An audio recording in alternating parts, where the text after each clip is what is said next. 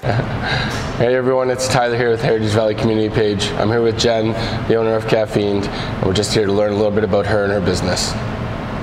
All right, so Jenn, tell me a little bit about what prompted you to start Caffiend and where did you come from? What's your background? Yeah, so my husband and I, Allen, we opened this together. Yep. It was always kind of our maybe 10-year plan to retire in the mountains in a little ski town and open a cafe. Sure. He's been a chef forever. He's been cooking, I'm pretty sure, since he's been walking. So it was always kind of our idea that we would blend food and coffee. We both are obsessed with coffee. We don't go anywhere without coffee. We don't go on any road trip without looking up coffee shops in every town along the way before we go. So coffee was kind of a natural pairing with the food for us. We went on a trip to the Kootenays a couple years ago and discovered that every small ski town has a ton of coffee shops already. So we're like, how are we going to break into this market when we've never even done specialty coffee? Like, it was brand new to us. Yeah.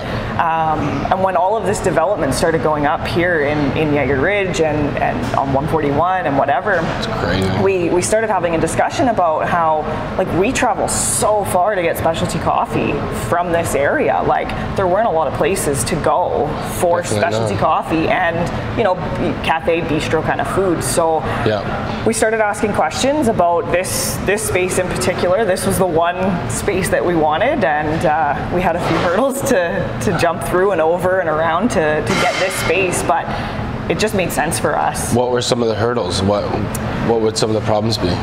Well, initially we put in an offer on this space, but as you can kind of see, the corner unit with the patio, like, it was a super desirable space, so there were quite a few offers on this space. And initially we actually were rejected. They rejected our offer, and it went to somebody else. So we started looking for other spaces, and then the other deal fell through, and they came back and countered us, and we jumped on it. Where do you get the inspiration for, I know, like the dog food treats? Where do you get the inspiration for that? Where do you get all these events? I know you do a lot of women empowerment and networking.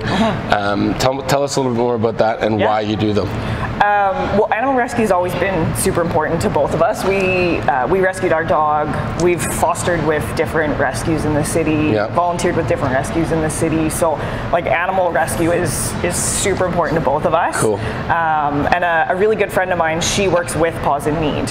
And all of these shelters and rescues, they see a big drop in the summer in their fundraising, in their donations. It's just hard, right? It's hard to get people to come out to events in the summertime. So is that why? And they often host like silent auctions and hockey events and things like that in the winter, but people don't attend these events in the summer because people are busy, right? You're on holidays. Or going to the cottage or something. Right? So she put a call out on social media just to ask, you know, do any of my friends have cafes or restaurants, or, you know, they wanted to initially do a drink promotion, so that we would create like a special drink, and then a portion of the drinks would go to the dogs. Oh, that's a good idea. But then the more we kind of talked about it, the more we were like, well, like, it's hard to market that. It's hard to tie that into a drink, right? So then we were like, well, we have a full kitchen. Like, what if we bake dog cookies, and all of the proceeds from the dog cookies will go to the rescue?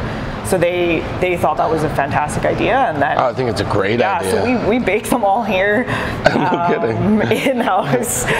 So, and then all of the proceeds from the cookies will get donated back to the rescue for the month of August. So it ended up being a fantastic fundraiser for them.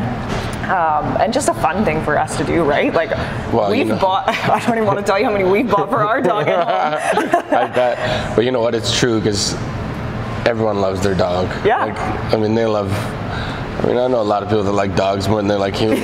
Right? Like, it's true. They're crazy loyal. So, are you going to do any other promotions for Paws in Need, or what else is on deck? We don't have anything lined up yet, but I mean, we're certainly open to supporting the rescues and just kind of seeing where that can take us to help us give back. Sure. Yeah. What other charities or groups are kind of close to your hearts?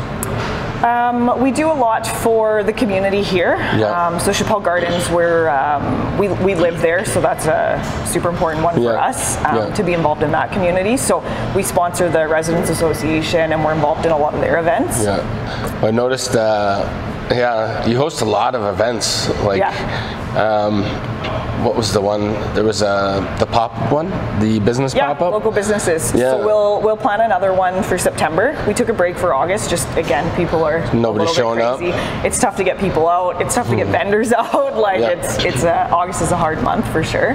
How many people showed up to the last one, or your most popular one? We run it for the whole day. Oh. So each vendor would get like 3 hours, and then we rotated through the vendors for the whole day. So depending on what time they were here would depend on how many people they see. But I mean, throughout the course of the whole day, we're seeing on probably the busiest one, 150, 200 people come through here. Well, that's not a terrible turnout by any means. Yeah. So for us, it was just a matter of we wanted to give people with home-based businesses the opportunity to come out and showcase their products or their services without having to spend $3,000 on a trade show booth. Well, that's exactly what I'm trying to do. Right? That's because I know how hard it is to start from the ground up, right? Like, and so it's a really popular thing, and I really like that. So let me know if there's anything I can do to help. Yeah, for That's sure. one thing. Do you charge anything for them to come in? No. So you just put it on? Just offer the space. Yeah. That's pretty solid, yeah. Well, and the big thing for me, the big thing for me, there were a lot of people that took chances on us in the beginning, and we didn't know what was going to happen, right? Yeah. Like, it's always kind of a little bit of a risk. So because there were people that offered us opportunities, even the RA, we went in and did a pop-up for market research for the bank and handed out some free coffee and did surveys and collected email addresses and things like that for our application process. But I mean, they didn't necessarily have to let us go in there and hand out free coffee and surveys to their people. So it's you kind of pay it forward what people have given to you, right? I think that's what makes a community work, right? For it's sure. like everyone tries to help everyone. Yeah. And that's what I miss, because like I'm originally from Toronto. Okay. So it's like they don't care about you. Nobody cares about you there. It's just a rat race, right? So I think that's why I gravitated so well when I did move to Edmonton. Edmonton's given me a lot, and the Southwest has given me a lot, so it's easy to give back. Yeah. So, and that's why I chose Heritage Valley to kind of help. I was like, and I love it. So, who inspired the room? It's actually pretty cool. I love the table. Thank you. Yeah, the thought for us on the table was we actually designed it with 2 guys. They have an awesome story. They are both firefighters for the city of Edmonton who kind of do this on the side. Oh, okay. So we collaborated with them to have it built, and they actually ended up having to build it here on site. It's so big. It's massive. It's huge. So they burnt the wood in their shop. They brought the wood, they brought the frame in 3 pieces, and they brought like a small cement mixer, and they hand formed the cement here inside the space. Oh, that's cement. Yeah. Oh, see, I didn't know that. Yeah, it's all the outside. I see is now concrete. that I'm looking at it. Yeah. So they had to hand form it here on site. So it was a huge project that we worked with. Colin Mason is the guy that we initially met with from the Stone Wolf Studios. Stone Wolf Studios. Yeah. I'm gonna have to look them up. Yeah, he does some awesome stuff. Did you watch how they burnt that wood? Yeah, we went for a portion of it. I bet you that took them, I don't know how long, but I bet you it took them a week. To burn it like that? To burn it. Really? Yeah, because the wood is so dense, and they had to move, so they put the nails in, and then they spray it, and the current goes, they put 2 nails in the wood, and then they spray it with a solution, and then the current connects between the 2 nails, and then they have to move them. So they would have had to continue to move them down the table. How interesting. Yeah, but we went and watched in the beginning, and then after about an hour we were like, it's still the same thing. Looks cool. Can't wait to see it. When it's done. Yeah, no, absolutely. So. Yeah, it was the first thing I noticed, because I came in I think I came in the day you guys opened. Yeah. And I was like, yeah, that's a pretty neat table. Yeah. It's absolutely massive. So our idea behind that was, again, the community. Like, community is super important for me. You're from Toronto. I'm from even further east, from Newfoundland. Okay. And I grew up in small towns where community was everything. Yeah. Like, you had nothing if you didn't have community, because there's only 1,200 people there. Oh, wow. Right? Oh, yeah. So, sure, there's more than that in my high school. Yeah, exactly. Oh, so that's community crazy. has always been something that's been super important to me. So makes sense, yeah. We really wanted a space where people could gather. We could have some of these events. You know, we've done sign nights and sticker events for kids and whatever, and it's kind of neat to put them all at one space. And then this table is the only place in the whole cafe that doesn't have power. Like, there's power under every single other seat, at the fireplaces, at the windows. There's power everywhere except the community table. That's where you want them to kind of hang out. The idea was to unplug there. Yeah. Converse. Yeah. Talk to somebody. Yeah. Yeah, no, I like that. Yeah. Because that's, you know, and I get it all the time. Like, my brothers, I'm in a group chat with them. There's 4 of us in the chat. And I'll ask them a question. And the first thing they all say is, Google it. Or, I bet you Google will know. I was like, listen, I know Google will know. But if I'm sitting there, I'm not going to say, hey, Google. I'm going to say, hey, Carrie, like, what do you know about this? Yeah. Drives me nuts. Yeah, get an opinion on it, not just the Google answer. Yeah, well, and you know what? I grew up when the internet was still new. Yeah. And it was like, you read something on the internet. I know. I'm 28. But I grew up when it was like, everything on the internet was, a lot of it was lies, or like just somebody's opinion. Yeah. So it's like, I don't always trust the internet. Yeah. And even if it is right, I'm still skeptical. Yeah. Because what do I know? Right. I'm just going to read something on Google and be like, oh, okay, perfect, I'm an expert. Yeah. No, that's not how it works. So. Yeah. But yeah, it's I really like that idea. Yeah. So, you hosted one of Stacy's cake shops here, didn't you? Yes, we've had 2 actually. 2 of them? Yeah, we did a cupcake one for kids. And that's the one her daughter did, right? Yeah, her daughter led the class. That was so crazy. Yeah. She did such a good job. Yeah? Yeah. That's one, I couldn't believe it. Yeah. Because when I interviewed her, she told me about that one. Yeah. And there were like 30 people here. Yeah, that's just. And her daughter led the whole class. Yeah, that's crazy. It was awesome. I don't think I could lead that many. For such a young girl already. Well, her little boy, Piers, is apparently going to do one. He's 5. It's incredible. Like, what? Yeah. When I was 5, I don't even think I knew how to eat yet. I don't know what I knew. But, yeah, so, okay, where do you get your coffee from? What makes, I mean, I like it way better than Tim Hortons, for example, but like, what makes it different? I don't know enough about coffee to be like, hey, you know, this bean versus this bean. Yeah, so we get our coffee from Roasti Coffee Co. in Sherwood Park. Okay. We knew we would use their coffee before we even knew we would open a cafe. So we met them at a little market in St. Albert long before we ever dreamed of opening a cafe, and I absolutely fell in love with their coffee. Sought it out all over the city. I would drive downtown to the Nook. I would drive anywhere to get their coffee, because they didn't have a coffee bar at that point. They were they were roasting in their garage. They cut a hole in the side of the garage and vented the roaster out the garage, and that's where they were roasting from. Crazy. And they were in a few cafes, and we would drive all over the place to find their coffee. It's funny. We loved it so much. And then they moved into they have a little coffee bar now in Sherwood Park. So you can actually go and get coffee in the roastery, see the roasting process, all of that stuff. But we knew for sure, like as soon as we were going to open, we didn't even look at anybody else. What was it about them? Just the taste of it, or? The taste and them. They're a little local family business. Andrew, the roaster, just an amazing guy. The coffee that you're drinking is actually from Brazil, and they trade directly with the farm, which is super awesome. They've been there. There's no middleman. What do they call that? They call that, I just saw it on a commercial. Well, there's two. So there's fair trade, but they actually do direct trade. So they don't even buy from a middleman. Like they purchase direct from the farm. Okay. Which is incredible, right? Because the farmers are getting a fair wage. Well, right? I mean, especially in those third world countries, they seem to get shafted quite a bit. For sure. Right? And if they're doing all that work, I feel like it's a ton of work. I feel like farming coffee beans might not be like the easiest thing to do. No, definitely not. Yeah, fair wage for fair work. Yeah, for sure.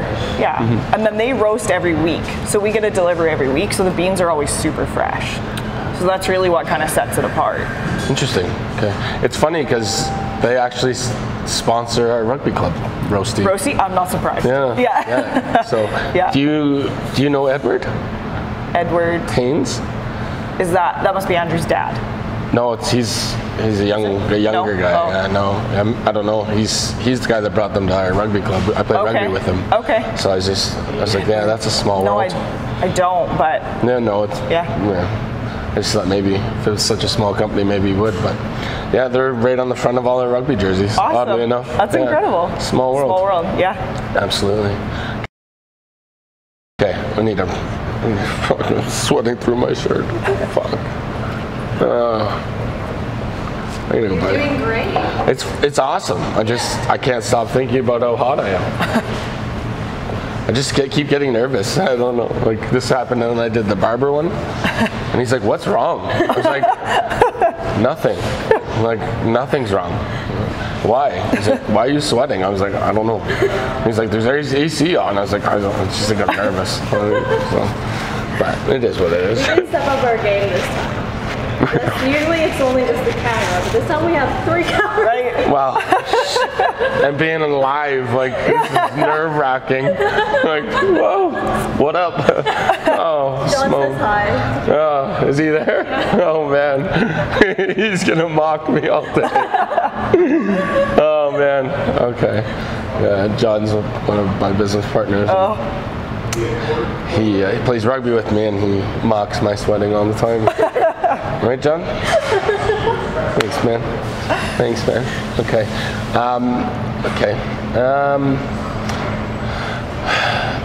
How can people support her? That's a good one. Like, how would you support? That would be a good I think that would be a good close. Yeah. I think that'd be a good close because I think the next one is the end. I got it. I'm ready. You got it? You ready? You ready? Yeah, I'm ready. Are you ready? We're rolling. Okay. Having started the business now, what was the most intimidating thing while you were starting up, and what's been some of the hardest lessons, or what was the hardest lesson to learn, and then what was something that you're like, I thought that was going to be a lot harder? Is there anything you could talk to about that? I'd say the hardest. When you start a business, people always tell you it's going to be hard, right? And everybody understands that. Yep.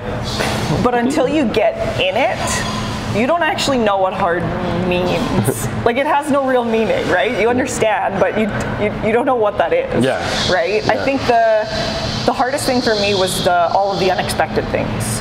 Like, that was where I struggled the most, was when we had our inspection for our HVAC unit. Yeah. And we had an opening date. We had put it out to the public, and the HVAC unit wouldn't start. Oh no! During the inspection. So, and it was right at the holidays because we opened the last week of January. Yeah. So this was before that, and it was just it's out of your control. And those are the hardest things for me. I'm a super control freak, so when I don't have control over things, it really gives me a lot of anxiety. For sure. So, and we didn't know why. Yeah. We had no idea why. Well, so then they had the electrician come out and the HVAC specialist come out, and everybody came out, and they determined that the gas meter wasn't big enough for the space on the actual building. So then we actually had to get EPCOR come out and change out the meter because it wasn't letting enough gas into the space to actually power the unit. So easy fix at the end of the day, but just a super stressful time of not knowing why our brand new equipment is not working. And I'm somebody who, when I say I'm going to do something, I'm going to do it. So for me, to have put it out to the public that we're going to open on this day and then we couldn't was soul crushing for me. It really broke my spirit. You were super amped up for that day. This is the day, and then it was just kidding. It's not that day. And everybody was super supportive and understood and whatever, but it doesn't make that pill any easier to swallow. No, it's still tough, right? Especially when you're you've got a date, you set it, and then it's something that you would never have thought of. Yeah, and nobody could have prevented that. Nobody could have fixed that. It was nobody's fault, but it just still sucks. It's one of those things. Right? Yeah. what's been the most fun? What is something that maybe, has anything happened? Is there like, have you met any cool people? Has it led to any cool encounters? Yeah, we've met so many awesome people in this area that we would have never met before. Yeah, I can imagine. And it's actually kind of funny now, because for a long time we've had a sign hanging over our door with our last name on it. It's something that people do back east a lot, so it just kind of stuck with me. And now people recognize our name because they see it on our business cards or on our postings or whatever. And now all the time people will come in and they'll be like, "Oh, your lilies are beautiful," and I'm like, those are in front of my house. So it was that was kind of an awkward thing at first, that like now people actually recognize us in the community, right? Whereas before we were kind of anonymous. Nobody really knew who you were. So it's led to a lot of really great interactions or encounters with people, though, because we've made a lot of really great connections and relationships with people through that. And then probably one of my other favorites is the games nights that we host. So probably once a month we have games night. People come, again, we set up on the community table, and there has been some incredible connections made through that. Yeah. Where random people who've never met each other will just be like, "Hey, can I join that game?" Wow. And then they start talking, and then there's actually been like some friendships built over that. You know, like two of the ladies have met here with their dogs and gone for a walk on the trails, like from here, that met at games night. So for me, like being able to see that from the outside, like kind of watching over the events, it's been super cool to watch all those connections. That's got to be nice. Yeah, because I saw the games night post. I actually messaged you about it. Yeah. Because I was like, what games? Yeah, we actually added a few since I posted that. Because I've got. Have you ever heard of Mexican trains? No. I've got it at home.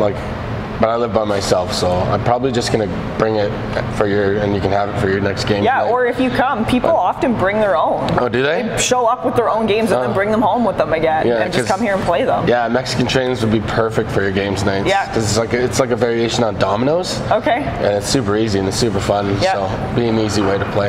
Yeah. So, but what's the most popular game? I'm a big cribbage guy, so I like to play. We do have a cribbage board. Oh, I saw. I've got one in my car, and this deck of cards literally ready anytime. All the time. Yeah, anytime. I'd say Categories is always a popular one. Yeah. I played Categories. Because again, it's an easy one for a lot of people to play together. Yeah. Or Taboo. People really love that one. Taboo. Yeah. And again, because you can get a lot of people playing that game. Yeah, a lot of people involved. Yeah. How many people usually turn up? This last one we just had, I think we had 16 people. That's quite a few. 20. Like that's fun. It's a good turnout. Yeah, absolutely. Okay. So, what is one way that maybe some of the community members or anyone around can help support you guys and what you do? Like, do you have any other initiatives coming up, or what else can we do to help? Yeah, for sure. I don't think we have any events like well, actually we have a music night coming up on September 9th. So she's a local, well, not local to here, but she's a Canadian artist from Saskatoon or Saskatchewan. It's local enough. Yep.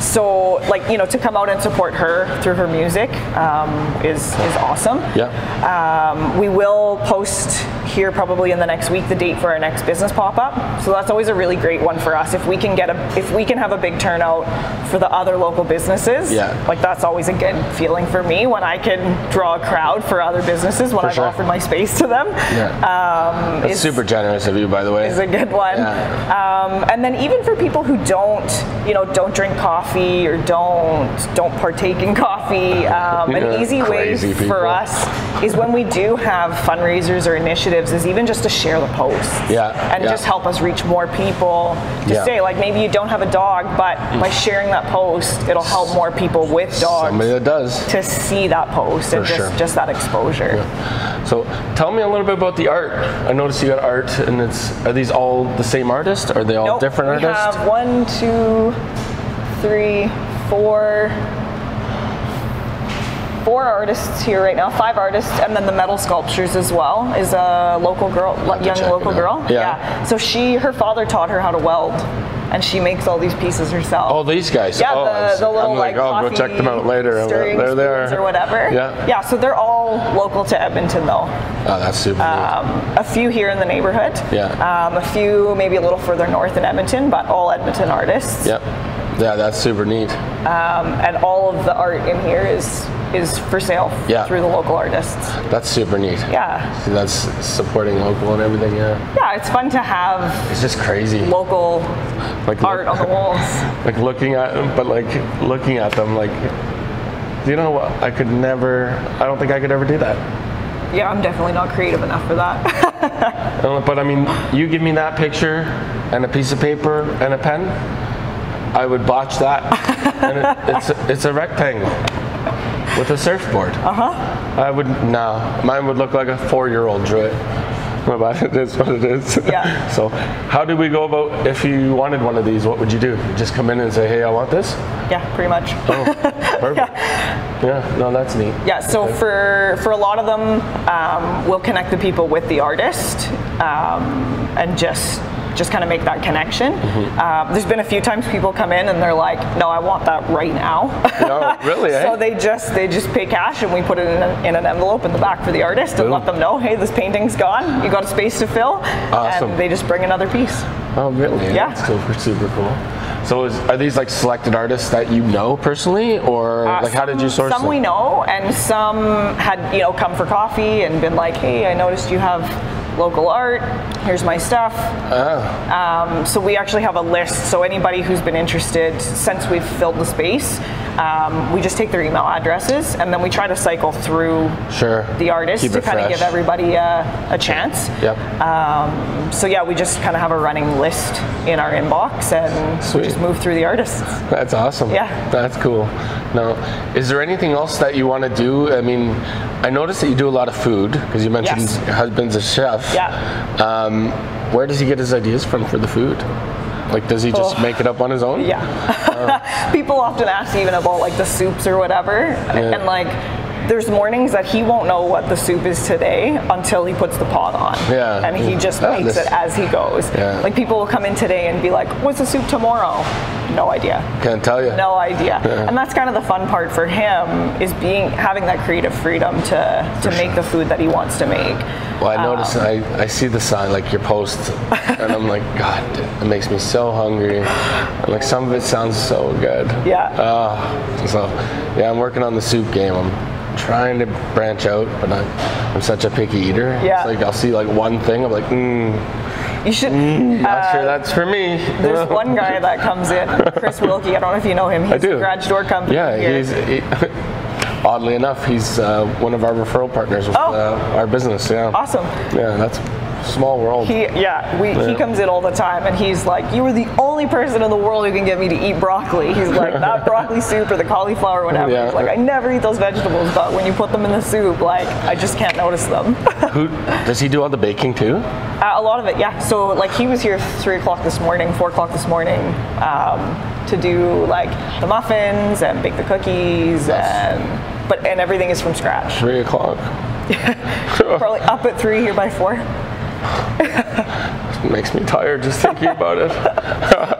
What time do you know? So you open at 7. You open at 7 every day? Saturdays and Sundays we open at 8. Okay, yeah, you're sleeping a little bit. You deserve it. A little bit. You deserve it. Now, what time do you have to get here to open at 7 o'clock? I mean, he's here at 3, 4. That's he's here usually between 4 and 5, depending on the day and what we need for the day. That gives me anxiety. And then whoever's doing the drinks that day is usually here by 6:30 to get all the coffee set up for the day and that stuff. Is there a type of coffee that's more popular? Like, is iced coffee versus like, do you do like iced cappuccinos? Like, I don't know. I mean, I just know Tim Hortons. We don't do blended. What do I know? But yeah, like in the summer for sure, like the iced lattes are a big one. We do a lot of Americanos, like a lot of the espresso-based drinks. So, okay. So I don't know what an Americano is. So it's just a coffee with an espresso shot? It's just espresso and water. Okay. So we do we would fill this cup most of the way with water and then just pull an espresso shot right on top of it. And that's it. That's it. And that's what people love. That's what people love. And you love them? Yeah, fair enough. Hey, look at me. I'm just a basic dude, I guess. Just give me that drip coffee. Is that what they call it? Just drip coffee? Yeah, just drip coffee. Although we move a lot of drip coffee. Yeah? It's good coffee. It's fantastic. Yeah. I could drink this all day. Yeah. Probably will. You probably will today. Probably will. You know? So, yeah, it's a lot. So, how do people reach you? How do we get, where do we find you? What platforms? I know you're on Instagram. I follow you on Instagram. I follow you on Facebook. Yeah, Is that's there our two big ones, Facebook and Instagram. Okay. We do have a website with the menu posted, so if anybody hasn't been here and they wanted to look at the menu before they come. Yeah. And then of course that feature gets posted on Facebook and Instagram every day. Yeah. If you're wondering what the sandwich of the day is or the wrap of the day. Yeah. But yeah, I'd say Facebook and Instagram are our two biggest platforms. That's where you want to be. Yeah. Okay. And then, yeah, I think that's pretty good. Awesome. What do you think? Is there anything else you want to talk about? No, I think that's good. See, it's so simple. I gotta get. I don't know.